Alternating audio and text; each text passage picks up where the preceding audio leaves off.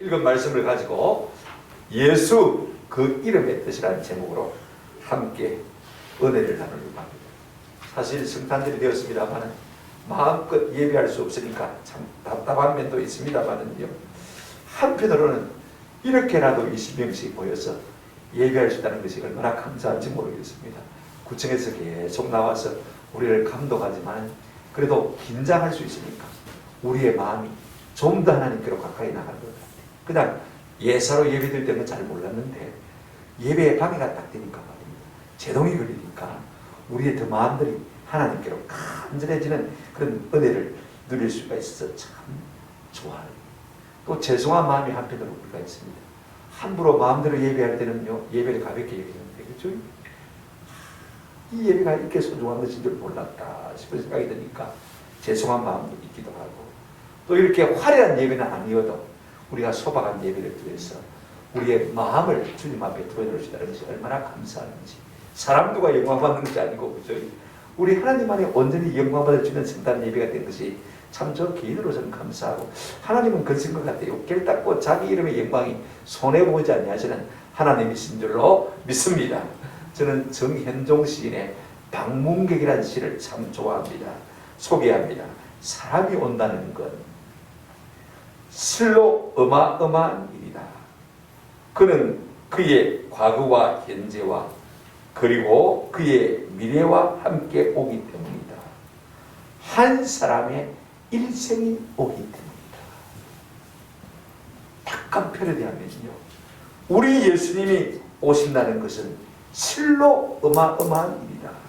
그는 그의 과거와 현재와 그리고 그의 미래가 함께 오기 때문이다.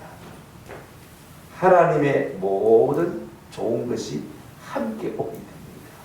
여러분, 성탄절은요 그런 날입니다. 하나님의 모든 좋은 것이 우리에게 임한 날이 성탄인 줄로 믿습니다. 세상은 코로나 때문에 예배로 모이지 못하게 합니다만은요, 성탄절의 주인공이 산타크로스라면 그까짓 걸 선물 안 받으면 됩니다.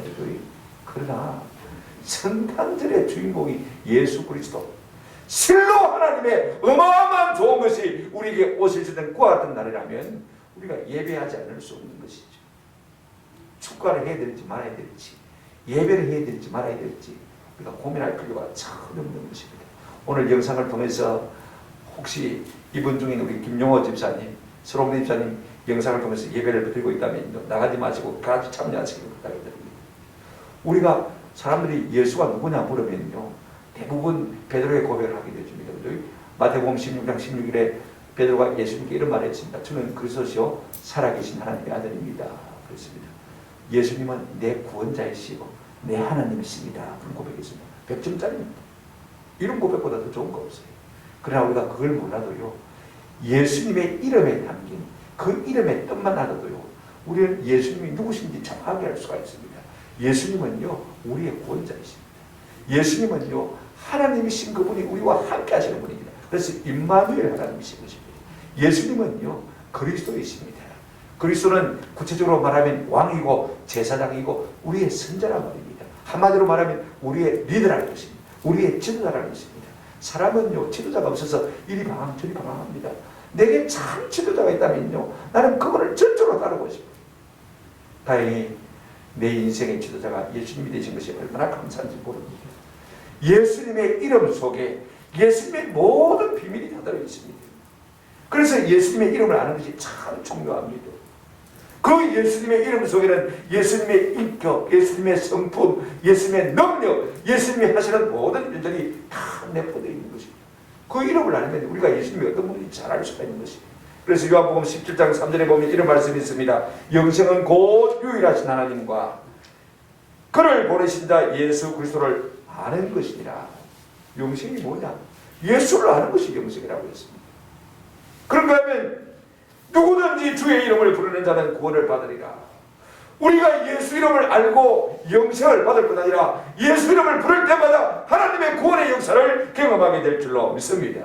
그러므로 여러분, 우리가 예수 이름을 알고 예수 이름을 부르면서 이 영생과 구원을 경험할 수 있다면 얼마나 복된 것입니까? 오늘 이 아침에 이 시간에 우리 가운데 이와 같은 은혜가 있기를 주님의 이름으로 축원합니다. 그래서 예수님의 오심을 환대하고 환정하고 우리가 예배함으로 말미암아 우리 속에 우리 하나님이 우리에게 선물로 주시고자 하는 영생과 구원의 은혜가 충만해서 기쁨으로 돌아가는 저와 여러분 되시기를 주의 이름으로 축원합니다. 그렇다면 첫째로 우리가 생각할 것은 이것입니다. 예수 이름이란 본 이름인데 원래 이름이 예수인데 그죠? 이 예수 이름의 뜻은 무엇인가? 오늘 1장 21절에 보면 이렇게 말하고 있습니다. 천사가 요셉에게 이렇게 말해요. 아들을 낳으리니 이름을 뭐라 하라? 예수라 하라. 이는 그가 자기 백성을 그들의 죄에서 뭐 할 자이심이라? 구원할 자이심이라 라고 말하고 있는 것을 볼 수가 있습니다. 예수님의 이름의 뜻은요 구원자라는 그 말인 것입니다. 예수 이름의 뜻은 뭐라고요? 구원자. 어디에서 구원을 하느냐? 우리의 질병에서, 우리의 가난에서, 우리의 저주에서 구원하는 것이 아닙니다. 우리의 죄의 문제를 구원해 주실 분이 누구냐? 예수 그리스도. 죄가 뭐냐? 요즘 현대인들은요 죄를 죄로 인정치 않습니다만 성경은 분명히 죄에 대해서 말하고 있습니다.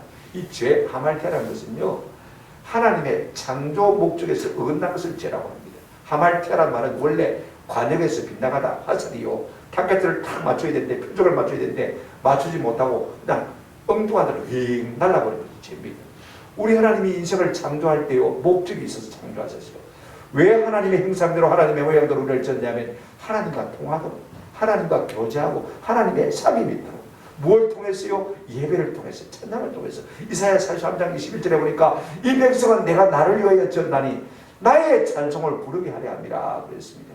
하나님이 부르는 그 찬송 우리 하나님이 부를 뿐 아니라 우리도 부르도록 그렇게 하시기 위해서 우리를 지으셨다고 했습니다. 하나님을 예배하도록 하시기 위해서 우리를 지으셨는데 우리가 죄인이 된 것은요 이 본분을 떠나버린 것입니다. 이 목적을 우리가 이루지 못한 것 때문에 죄인입니다. 사람들은 죄라고 하면요 살인했다, 간음했다, 그죠? 도둑질했다, 거짓말했다, 속여 먹었다, 남의 것 탐냈다 이런 것들이 윤리적이고 도덕적이만 죄인 줄 압니다만은요 성경에서 말하는 죄는 종교적인 죄, 그죠? 영적인 죄를 죄라고 말하는 것입니다. 우리가 하나님을 예배하지 않는 사람이라면 모두가 다 죄인들인 것입니다. 그 다음에 우리가 한자권에서 우리가 죄라는 여러분 한문을 한번 생각해 보시기 바랍니다. 죄가 어떻게 생기냐면 넉사자에다가 아니미자 네 가지 아닌 것이 죄입니다. 죄가 무엇이냐? 우리 동양권에서 생각할 때 죄란 것은요 네 가지 아닌 것. 네 가지 아닌 것이 무엇이냐? 우리 지난 수요일에 이성은 전사님 로마서 1장 18절부터 32절 말씀을 가지고 바울이 말하는 죄가 무엇인지 우리에게 아주 잘 말씀을 전해주셨습니다. 거기에 보면 네 가지 죄가 나오는 것을 볼 수가 있습니다. 1장 18절 이하를 보시면요 우리 사람들이 다 하나님을 알만한 종교적인 씨앗이 있어요. 우주 만물에 그게 다 심겨져 있어요. 그래서 하나님을 알지만은요 하나님을 영화롭게 하지 않는 것, 하나님을 예배하지 않는 것이 첫 번째 아닌 것이에요. 이게 죄예요. 두 번째가요 우리가 하나님을 알지만은 하나님께 뭐 하지 않는 것, 감사하지 않는 것이 죄입니다. 여러분 우리가 그냥 공짜로 마시는 이 공기, 이 신선한 공기 하나님이 공짜로 주신 거예요. 이걸 마시면서 아이고 하나님 감사합니다. 오늘 공기가 너무 달아요. 너무 깨끗해요. 너무 신선해요. 여러분 얼마나 하나님께 감사해 보셨습니까? 여러분 요즘은 날씨가 차가우니까요 하늘이 깨끗하고 얼마나 좋은지 맑은 하늘을 보면서 하나님 너무 좋아요. 아침에 해가 들어올 때는요 검정산 저 동백이 얼마나 어피처럼 빛나는지 몰라요. 와 너무 아름다워요. 너무 아름다워요. 하나님 이 아름다운 자연 마음을 주신 거 감사합니다. 사시사철 사계절을 허락해 주셔서 너무너무 감사합니다. 아름다운 곳에 살게 해주신 거 감사합니다. 여러분 생각해 보십시오. 좋은 마실 물을 주신 거 감사합니다. 우리가 하나님이 모든 걸 주신 것 우리가 본능적으로 알고 있음에도 불구하고 하나님 앞에 감사하지 아니한 것이 뭐라고요? 두 번째 죄. 세 번째 죄가 뭐냐면 하나님 영광을 썩어질 새와 짐승과 기어다니는 동물의 형상으로 만들어서 우상을 만드는 것. 하나님은 영이신데 짐승의 형상을 가지고 하나님이 그냥 견주가지고 이스라엘 백성들은 금송아지 만들지 않습니까? 그죠? 이런 것들이 다 죄라고 했습니다.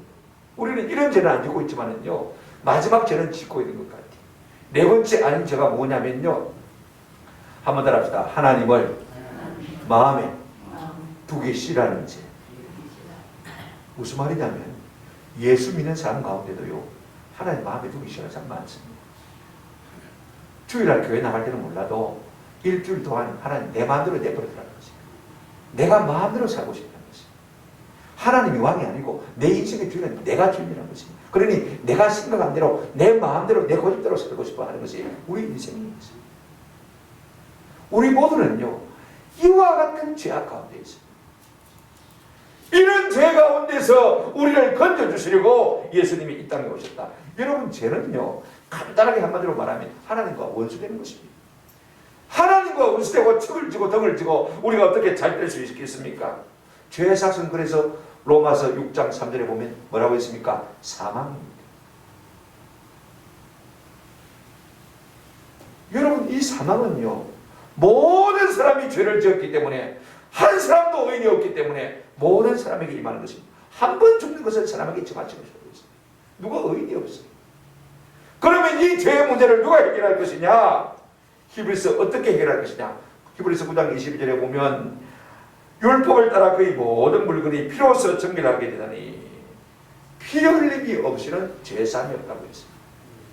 무슨 말이냐면 내가 죽어야 제 문제가 해결된다는 말입니다. 그러니까 여러분, 죄사함이 있다는 말입니까? 없다는 말입니까?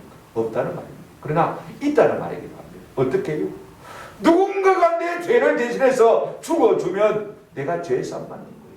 그런데 누군가가 내 죄를 대신해서 죽어줄 사람도 없지만은 죽을 수 있는 사람도 없습니다. 왜? 다 자기가 죄인이기 때문에 자기는 자기 죄로 죽어야 되는 거예요. 지 죄로 죽어야 될 인생이 내 죄를 위해서 죽어준다. 여러분, 그건 어느 도단인 것입니다.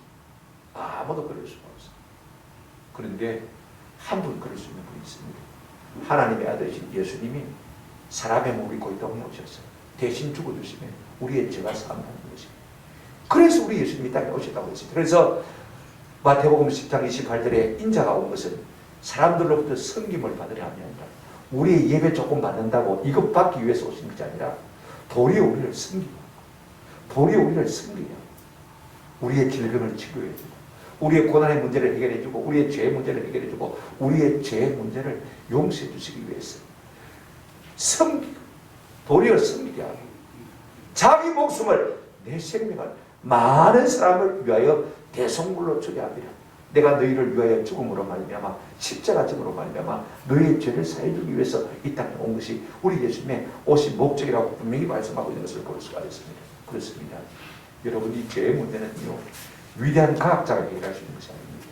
이 죄의 문제는요, 위대한 철학자가 이 문제를 해결할 수 있는 것 아닙니다. 이 죄의 문제는요, 위대한 정치가가 해결할 수 있는 것 아닙니다. 위대한 종교인이 이 문제를 해결할 수 있는 것 아닙니다.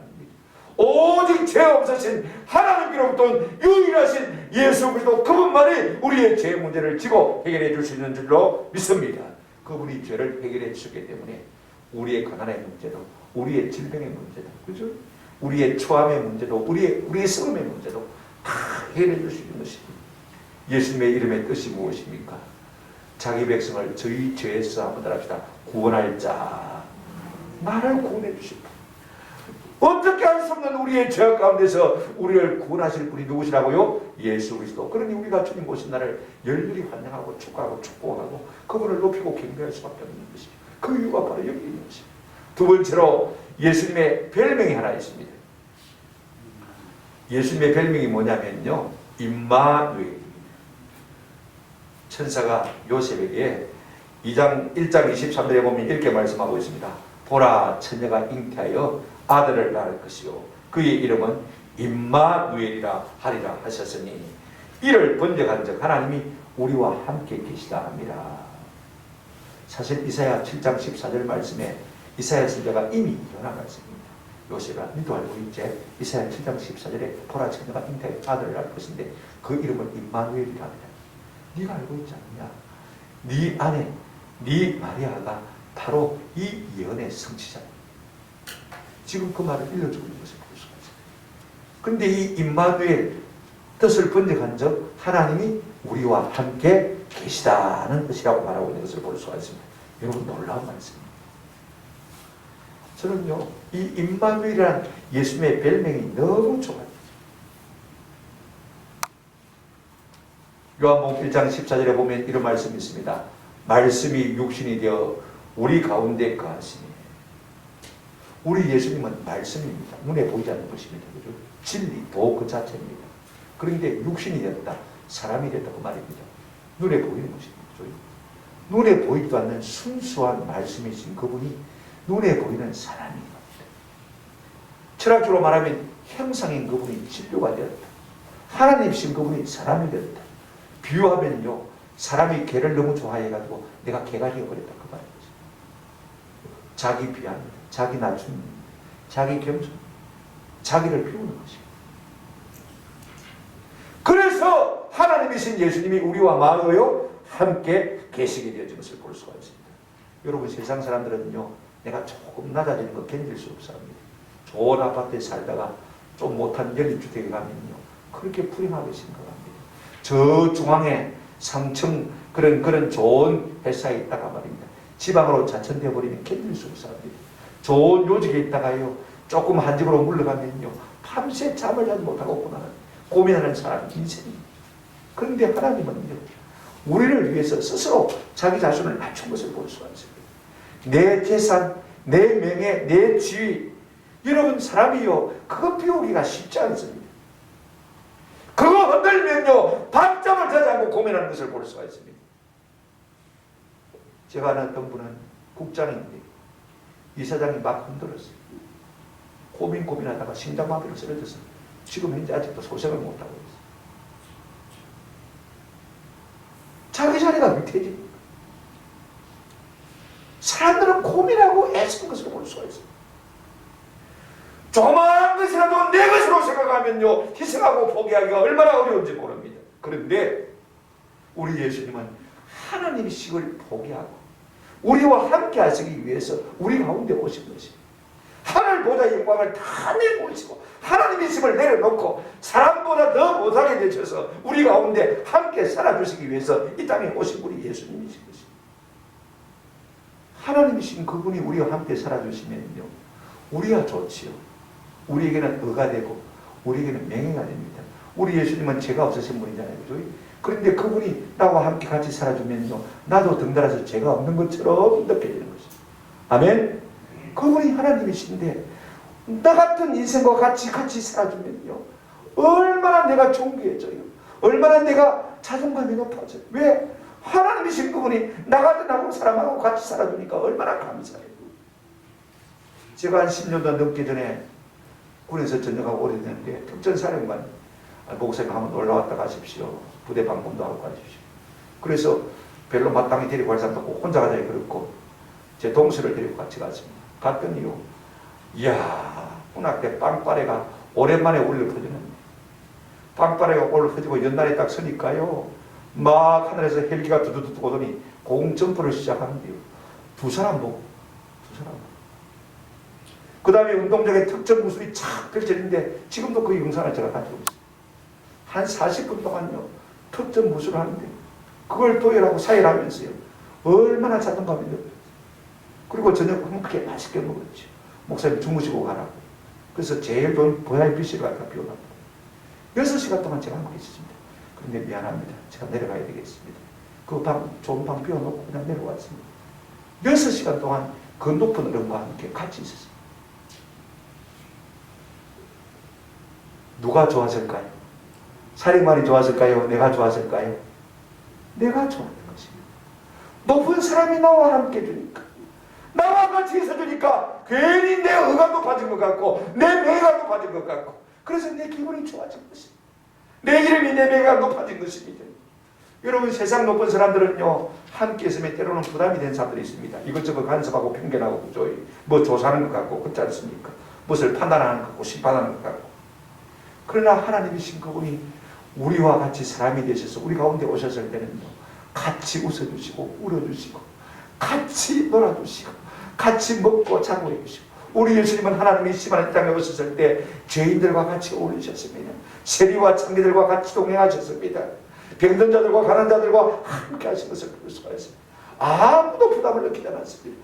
마리아와 같은 장녀와도 우리 예수님과 함께 하신 것을 볼 수가 있습니다. 그분은 우리의 기댈 언덕이 되기 위해서, 우리와 함께 하시기 위해서 땅에 오신 것입니다. 남편이 내 길을 건너게 되어주면 얼마나 든든합니까?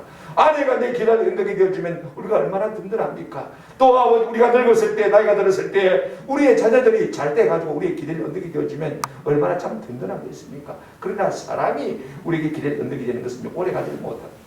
언젠가는 다 떠나가야 되는 것이죠. 그렇죠? 그러나 하나님이신 그분이 우리와 함께 하심으로 말미암아 우리의 기대를 건너게 되어준다면요, 우리가 얼마나 든든하겠습니까? 우리 예수님의 별명이 뭐라고요? 임마누엘, 우리와 함께 하시기 위해서 이 땅에 와주신 것입니다. 여러분, 사랑하면요 떠나지 않습니다. 오래 있습니다. 오래전입니다만 연예인 가운데 어떤 분이 이혼을 하면서 그런 말을 하더라고요. 우리는 사랑하기 때문에 이혼한다. 저는 지금도 그 말이 이해가 안 되었지요. 도대체 어떤 정신구조를 가졌기 때문에 사랑하면서 이혼하는지 나는 도무지 이해가 안 되더라고요. 고린도전서 13장 8절에 사랑장에 이런 말씀이 있습니다.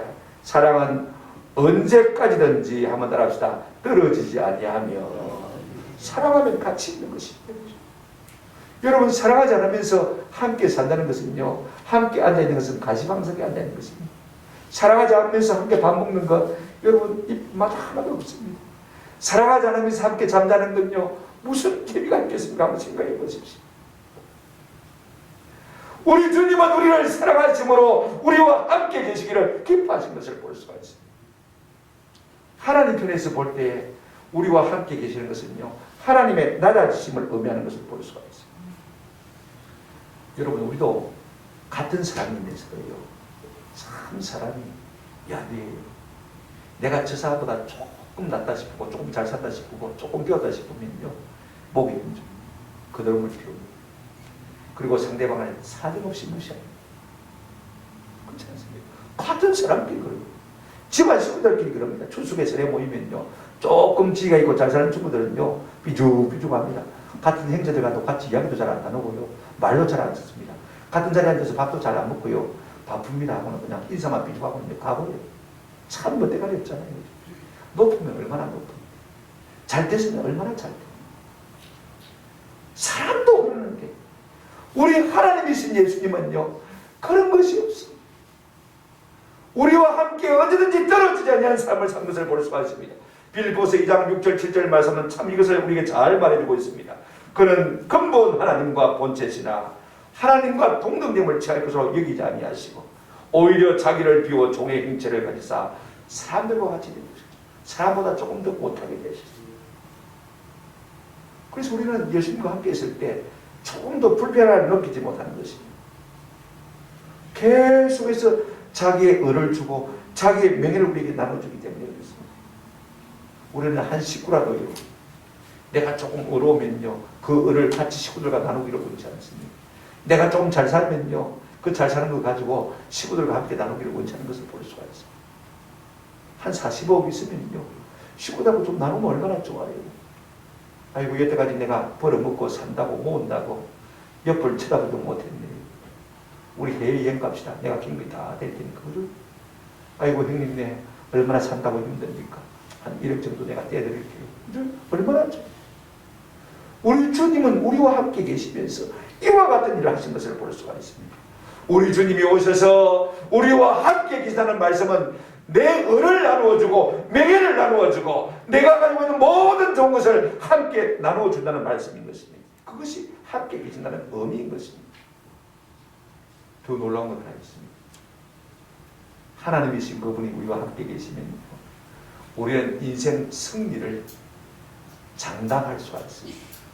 비록 내가 부족하다 할지라도, 비록 내가 연약하다 할지라도, 비록 내가 아무도 없는 보잘것 없는 사람이라 할지라도 능한 하나님이 내게 계셔서 내 편이 되어주시고 그저 나와 함께 계시고 나를 도와주시면 우리는 언제든지 승리할 수 있는 것입니다. 한번 생각해 보십시오. 인생이라는 경주, 여러분 그렇지 않습니까? 내가 잘났다고 이기는 것 아닙니다. 내가 잘한다고 이기는 것 아닙니다. 내가 똑똑하다고 많이 배웠다고 이기는 것 아닙니다. 내가 부모로부터 물려받은 것이 많다고 이기는 것 아닙니다. 누가 나와 함께 있느냐? 전능하신 하나님이 내 편이 되시고 내 곁에 계시고 나를 도와주시고 나와 함께 계신다면요, 나는 부족해도 하나님의 아들이신 예수님이 나와 함께 계심으로 말미암아 내 손잡고 달리면 넉넉히 승리하는 역사가 우리의 삶 가운데 일어나게 될 줄로 믿습니다. 내가 비록 잘 달리지 못해도 옛날 내 등에 업혀라 하고 우리 주님이 나를 업고 내 땅 쏟아 달리면요 승리하는 것이죠. 그렇게 하시기 위해서 우리 예수님께서 우리와 함께 하시는 것입니다. 그래서 예수님의 별명이 뭐라고요? 하나님이 우리와 함께 하시는 뭐요? 임마누엘인 것입니다. 아무리 인생의 어려운 일을 만나도 우리를 등에 업고 달리시는 예수님이 우리와 함께 계시기 때문에 우리는 조금도 낙심하지 않아야지. 그분이 우리와 함께 계시기 위해서 이 땅에 오신 것입니다. 그러니 그 주님의 오심을 우리가 기뻐하지 않아야 즐거워하지 않을 수가 없고 그분을 예배하지 않을 수가 없는 것입니다. 우리 예수님은 늘 말씀하십니다. 수고하지 힘들지 내한테 오면 내한테 옆에 수고하고 무거운 짐진 자들아 다 내게로 오라. 내가 너희를 편히 쉬게 할 것이다. 내게 기대라. 좀 쉬어라. 네가 쉬는 동안에 내가 다 해결해 놓을게. 인생의 난제가 얼마나 많습니까? 여러분 한번 생각해 보십시오. 제 목회도 마찬가지. 내가 다 하려면요 할 수도 없거니와 해놔도 뻔히 안 나요. 욕먹을 일이 더 많습니다. 그러나 내게 맡겨. 내가 해놓을게. 내가 해놓을게. 내 건강의 문제도 그런 것 같아요. 늘 주님께 맡겨. 저는 어릴 때부터 우리 아버님이 약하게 태어났다고요. 저를 애지중지했습니다. 그 없는 돈에 매일 아침에 계란, 날계란 하나씩 먹였어요. 꿀도 사 먹였어요. 다른 형제들은요 큰 일도 못 냈어요. 그럼에도 불구하고 오늘까지 건강히 사는 이유가 있다. 생명 되신 예수님이 나와 마시기 때문에 함께 하시기 때문에 그 주님이 함께 하시면 우리의 인생이 더욱더 아름답게 점점 빛나는 역사가 우리 가운데 일어나게 될 줄로 믿습니다. 그러니 그 주님을 내가 환영하지 않을 수 있겠습니까? 내가 그 주님을 좋아하지 않을 수 있겠습니까? 그 주님을 예배하지 않을 수 있겠습니까? 저는 이와 같은 주님을 예배하는 은혜가 있기를 주님의 이름으로 축원합니다. 그런데 여러분 이 말씀만 따먹고 살면 안 돼요. 우리 예수님은 우리와 함께 하시기 위해서 이 세상에 오셨다면 우리도요 그와 같은 삶을 벤치마킹 임마누엘 하나님이신 그분이 우리와 함께 하시다면 우리 그 사랑받은 사람으로서요 한번 따라합시다. 임마나담 한번 따라합시다. 임마나담 사람과 함께 우리가 사람으로서 사람과 함께 할 수 있는 사람이에요. 내가 조금 가진 것 때문에 조금 배운 것 때문에 그죠? 조금 있는 지위 때문에 나보다 못한 사람과 함께 할 수 없는 사람은 진정한 그리스도인은 교회 안에서는 차별이 없어요. 누구와도 어울릴 수 있어요. 어떤 장로님이 한 말이 제가 늘 마음에 남습니다. 우리 남전도에는요 종합병원의 원장도 있고요 나이 50, 60이 다 됐지만 아직도 서면에서 구두 닦고 있는 분들이 있습니다. 그런데 예배 마치고 점심 먹고 남전도실에 방에 올라오면 병원 원장님이나 구두 닦여는 집사님이나 똑같이 비스듬하게 누워서 같이 농담 따는 거예요. 그것이 교회예요. 그렇지. 우리 하나님이 사람이 되셔서 우리 가운데 오셔서 그와 같이 우리와 함께 해주신다면 사람인 우리야 얼마나 사람과 함께 가까이 지내야 되겠습니까? 저는요 이 같은 은혜가 우리 가운데 있기를 주님의 이름으로 축원합니다. 야고보 사도는 야고보서 1장 22절에서 이렇게 말하고 있습니다. 너는 도를 행하는 자가 되고 듣기만 하여 자신을 속이는 자가 되지 말라. 우리가 좋은 설교 많이 듣습니다. 그죠? 근데 그 설교를 듣고 아는 것을 가지고 내가 그렇게 사는 것처럼 착각할 수가 있어요. 사랑하라는 말 너무 많이 들었습니다. 그죠? 함께라는 말 너무 많이 들었습니다. 그런데 듣고 아는 것으로 내가 그렇게 하고 있는 것으로 착각하는 것입니다. 그런 사람이 되지 말라고 했습니다. 25절 보시면 자유하게 하는 온전한 율법을 들여다보고 있는 자는 듣고 잊어버리는 자가 아니요 실행하는 자니 이 사람이 그 행하는 일에 복을 받으리라. 우리 주님이 하나님의 있으면서도 사람보다 못하게 되셔서 우리와 함께 사셨다면 우리 역시 그보다 더 못한 사람들입니다. 얼마나 사람과 더불어서 잘 어울리며 살아야 되겠습니까? 함께 살아야 되겠습니까? 오늘 이 성탄절에 우리 주님으로 말미암아 이 같은 도전과 은혜가 우리 가운데 있기를 주님의 이름으로 축원합니다.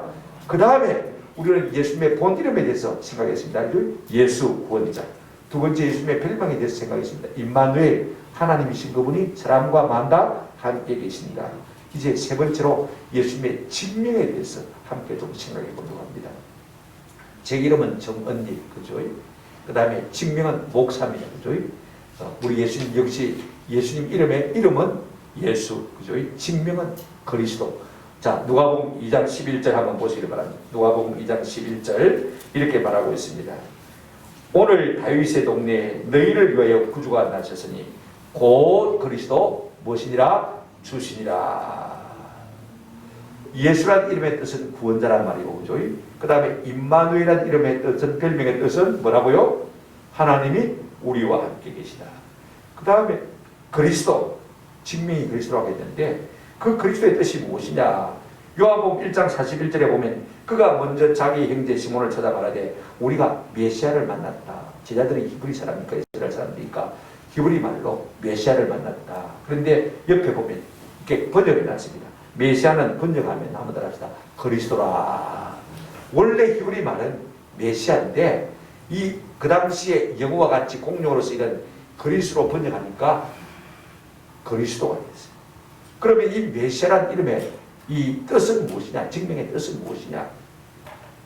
기름 부음 받은 자라는 것이에요. 그럼 기름 부음 받은 자가 뭔데? 와 사람한테 멀쩡한 기름을 붓는데 그런 것이 아닙니다. 하나님께서는요, 하나님이 쓰시는 사람들을 갖다가 머리에서부터 기름을 부어서 거룩게 구별하셨어요. 그래서 왕으로 사람을 세울 때는요, 항상 사울의 머리, 다윗의 머리에 뭐였습니까? 기름을 부어서 왕을 세웠습니다. 그 다음에 하나님이 쓰시는 제사장을 세울 때도요, 아론 제사장을 세울 때도 아론의 아들들을 제사장으로 위임할 때도 머리끝에서부터 발끝까지 기름을 부어서 기름을 적셔서 그렇게 구별하신 것을 볼 수 있습니다. 그리고 제사장을 세울 때도 뭐 했습니까? 기름을 부어라. 그 다음에 선지자가 공식적으로 선지자 노릇을 할 때도 기름을 부어서 선자로 인직을 했습니다. 물론 하나님께서 말씀을 주시기도 했습니다만은요. 그래서 기름 부은 것을 우리가 볼 수가 있습니다. 우리 예수님은 그러면 어떤 분이냐? 기름 부음 받은 자인데, 직명이 말입니다. 기름 부음 받은 자는 어떤 직능이 있느냐면 왕의 직능이 있고, 그 다음에 제사장의 직능이 있고, 그 다음에 선지자의 직능을 가졌다고 말합니다. 이걸 말을 갖다가 쉽게 한마디로 말하면요, 예수님의 직함은 이렇게 말할 수 있습니다. 한번 따라합시다. 예수, 지도자, 예수, 리더란 말이에요. 저는요, 이 말이 항상 마음에 듭니다. 마태복음 9장 36절 우리 예수님 이런 말씀하셨습니다. 무리를 보시고 불쌍히 여기시며 이랬을 때 이는 그들이 목자 없는 양과 같이 고생하며 지진합니다. 우리 예수님이 보실 때 왜 인생이 비참하냐? 진짜 그들을 위하는 목자가 없더라는 것입니다. 리더가 없더라는 것입니다. 지도자가 없더라는 것입니다. 왜 고아와 과부가 가장 불쌍한 사람입니까? 과부는요, 남편이 없습니다. 일해줄 남편이 없습니다. 이끌어줄 남편이 없습니다. 왜 고아가 불쌍하냐? 왜 고아가 불쌍합니까? 지도해줄 아빠가 없는 거예요. 제가 고3이 되었을 때 대학 원서를 써야 됩니다.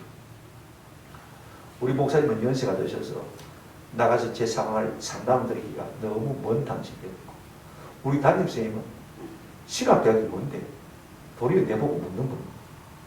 그러니요, 어떻게 제가 상담을 할 수 있겠습니까? 저는 마음의 고민이 뭐냐면, 하나님, 일반 대학을 갔다가 신학대학으로 가는 것이 옳습니까? 아니면은 세속에 애를 묻지 않고 신학대학 가서 바로 대학을 가는 것이 옳습니까? 그게 제 고민이었어요. 이게 상담의 제목이었어요. 하도 고민되니까요, 밤 11시에 수업을 마치고 집으로 바로 오는 것이 아니라 아버지가 자꾸 생각나가지고 공동부에 계신 아버지한테 가더라고요. 자전거를 타고. 그 아무도 없는 산 속에 공동묘지에 가서 내가 우리 아버지 산소 앞에 앉아있더래. 한 열흘을 그렇게 했거든. 그러다가 내가 그런 생각이 와요. 내가 왜 여기 앉아있지? 내 아빠는 하나님인데. 그죠? 그래서 예배, 이제 학교 공부를 마치면 11시쯤 되면 교회 가서 기도했어요. 그리고는 집에 와서 자. 그래, 하나님이 자꾸 나의 마음을 감동시키는 거예요. 이끌어주시는 거예요. 인도 받는 것 같아요. 여러분, 사람이 언제 비참하냐면요, 나를 끌어줄 리더가 없을 때, 내 지도자가 없을 때 참 비참하지. 오늘 우리 예수님은 그 직감이 무엇이냐? 우리의 지도자인 것이. 아멘. 우리의 리더인 것이. 목자 없는 양이, 목자가 없으니까, 양은요 목자가 없으면 살 수가 없는 존재입니다. 지가 뭐 눈이 좋습니까? 걸음을 빨리 걸을 수 있습니까? 도망칠 수가 있습니까? 이빨이 튼튼합니까? 스스로는 아무도 보호할 수 없습니다. 우리 인생이 콕고와 같습니다. 근데 우리 예수님은 우리의 목자가 되시고 우리의 리더가 되시다는 말씀을 했습니다. 그분은 우리의 왕이십니다. 예수님이 우리의 왕이시라면요, 여러분, 우리가 그분께 순종하는 것이 필요합니다. 그분께 영광을 올리는 것이 맞습니다. 그죠? 저는요, 순종하는 것이 딱 체질이 되어 있어요. 하나님, 자꾸 정부에서 비대면 예배라고 드리라고 하면 어떡합니까? 나무들만 20명씩. 그래도 간섭할 텐데, 괜찮다. 내가 책임질게. 내가 지금 네 믿음을 따라보고 있다. 예수님의 왕이시니까 내 예수님 앞에 안 해도 되는 거예요. 아멘? 여러분 삶 속에 어떤 문제가 있든지 나의 왕이신 예수님께 알으시는 은혜가 있기를 주의 이름으로 축원합니다. 그분께 아뢰면요, 그분이 결제하실 것입니다. 그분이 해결하실 것입니다. 그분이 일하실 것입니다. 우리는 그분만 높여드리고 그분만 순종하면 되는 것입니다. 근데 우리는 어떻습니까? 예수님을 나의 왕이라고 하면서도 우리는 예수님을 잘 따르지 않는 그런 모습이 우리 가운데 있습니다. 그런가 하면 우리 예수님은 우리의 제사장입니다. 여러분, 제사장의 직무가 무엇입니까? 우리를 위해서 늘 기도하는 분입니다. 그죠? 그리고 우리를 위해서 제물을 가지고 하나님 앞에 대신 나아가는 사람이 제사장입니다. 그런가 하면 율법의 도를 우리에게 가르친 사람이 제사장. 신명기 33장 말씀에 다 기록이 되어 있습니다. 그렇다면 우리 예수님이 우리의 제사장이라면 내가 우리의 죄의 문제를 가지고, 내 염려의 문제를 가지고 주님 앞에 나아가면 됩니다. 주님, 이거 주님의 손에 올려드립니다. 내 죄의 문제도 올려드립니다. 또 왔나? 예, 또 왔습니다. 그게 인생이다. 괜찮다. 얼마든지 오늘. 아무리 우리의 죄의 문제를 가지고 자주 하나님 앞에 나아갈지라도, 예수님께 나아갈지라도 우리 예수님은 우리를 거부하지 않습니다. 오늘 우리 모두가 예수님이 진정한 제사장이라면, 내 죄의 문제를 해결해 주시는 분임을 믿는다면요, 자주자주 그분 앞에 나아가시는 은혜가 있기를 주님의 이름으로 축원합니다. 하나님, 내가 또 입방적지었습니다. 내가 부득이하게 거짓말을 했습니다. 부득이하게 남을 모함하는 거짓말을 했습니다. 하나님, 이거 좀 찢어주십시오. 용서해 주십시오. 하나님, 내 마음의 생각 속에 또 미움이 싹드네요. 또 원망이 싹드네요. 불평이 싹드네요. 남을 비평하는 마음이 싹드네요. 하나님, 어떻게 하시겠습니까? 자꾸 게으름이 생기네요. 세상을 향해서 달려가고 싶네요. 세상 쾌락이 좋아지는데 어떻게 합니까? 예수님 도와주십시오. 그분이 우리의 제사장이라면 우리의 문제를 가지고 주님 앞에 나가는 은혜가 있기를 주님의 이름으로 축원합니다. 그분은 우리의 선자이십니다. 우리 예수님 누가복음 13장 33절 이렇게 말씀하셨습니다. 그러나 오늘과 내일고 모레도 내가 갈 길을 가야 하리니, 한번 더 합시다. 선지자가 예루살렘 밖에서는 죽는 법이 없느니라. 예수님은 자신을 선지자라고 했어요. 선지자는 하나님의 말씀을 대언하는 사람. 우리가 하나님의 말씀을 갈급해 합니까? 하나님의 음성 듣기를 소원합니까? 밤에 천리하고 때를 쓰면서 하나님 음성 들려주십시오. 그럴 필요가 없습니다. 그죠? 우리 예수님의 말씀을 읽고 듣고 묵상하는 그것이 하나님의 음성인 것입니다. 아멘? 그러므로 우리가 예수님이 선자이심을 믿는다면요, 하나님의 음성을 듣기 위해서 우리가 자주자주 예수님께 나가야 돼요. 자주자주 만나는 것이 참 필요한 것입니다. 저는 우리의 리더가 되시고 우리의 지도자가 되시는 예수님, 이분이 그리스도이신 것을 알고 날마다 그분을 따르며 순종하는 저와 여러분 되시기를 주의 이름으로 축원합니다. 말씀을 맺습니다. 유교 사상의 철저한 유학자가 선교사님의 전도를 받고 예수를 믿고 세례를 받았습니다. 세례를 받고 난 다음에 너무 신앙생활을 잘합니다. 그래서 선교사님이 도리어 감동을 먹었습니다. 아니, 그렇게 철저한 유학자가 어떻게 예수 잘 믿는 예수가 될 수 있습니까? 하고 물었더니 이 중국 사람이요 하는 대답이 걸작입니다. 내가 이 험한 세상 방황하면서 진리를 찾아 헤맸고 생명을 찾아 헤맸습니다. 그러다가 실족에서 깊은 웅덩이에 빠지고 말았습니다. 웅덩이에 빠져서 살려달라고 외쳤습니다. 사람 살려주시오, 사람 살려주시오. 그랬더니 어떤 사람이 지나가다가 웅덩이 안을 내다보고는 말하기를 이렇게 말하더군요. 전생에 제가 크구만, 업보요 업보, 다 당하시오. 그러고는 가버리더라고요.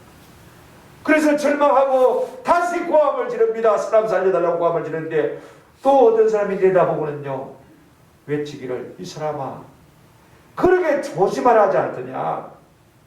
오늘 실수를 거울 삼아서 다시는 그런 일이 없도록 하게. 여전히 웅덩이 속에 빠져 있어요. 다시 힘을 내서 죽으라고 살려달라고 외쳤습니다. 어떤 사람이 웅덩이 아래를 내다보더니 그다란 통나무를 가져와서는 그걸 놓고 자기가 타고 내려와서는요 자기를 통나무 타고 올라가도록 위로 올리고 그 다음에 내가 올라와서 그를 끌어당겼습니다. 말없이 나를 건져주었습니다. 그래서 저는 깨달았습니다. 첫 번째 사람은 석가모니요, 두 번째 사람은 공자요, 세 번째 사람이야말로 예수님이었습니다. 나는 그 예수님 때문에 구원받은 것입니다. 그렇게 깨닫고 예수님을 믿게 된 것이죠. 그렇게 대답하는 것입니다. 여러분, 기독교는요 다 죄값이니 네가 당하는 종교, 네가 당하라는 그런 종교도 아닙니다. 그렇게 조심하지 라고 설교하는 도덕적인 유교도 아닙니다. 기독교는 말없이 다가와서 손 내밀어 우리를 건져주는 종교가 기독교인 것입니다. 성탄은요 하나님이신 그분이 우리를 건져주시기 위해서 우리에게 손 내민다. 할렐루야. 우리가 그분의 손을 잡기만 하면 그분 속에 있는 모든 좋은 것, 구원을 누릴 수가 있는 것입니다. 하나님이 우리와 함께 살아주시는 복을 누릴 수가 있는 것입니다. 하나님이 우리를 다스리시고 우리의 인도자가 되시고 우리의 목자가 되셔서 부족함이 없도록 인도해 나가시는 것을 우리가 경험할 수 있는 것입니다. 이 좋은 날 우리가 주님을 예배하는 것이 마땅하지 않겠습니까? 그죠? 이 같은 은혜가 우리 가운데 항상 넘쳤어요. 이 성탄의 감격을 가지고 우리 주님을 목이 터져라 예배하는 저와 여러분 되시기를 주님의 이름으로 축원합니다. 아멘.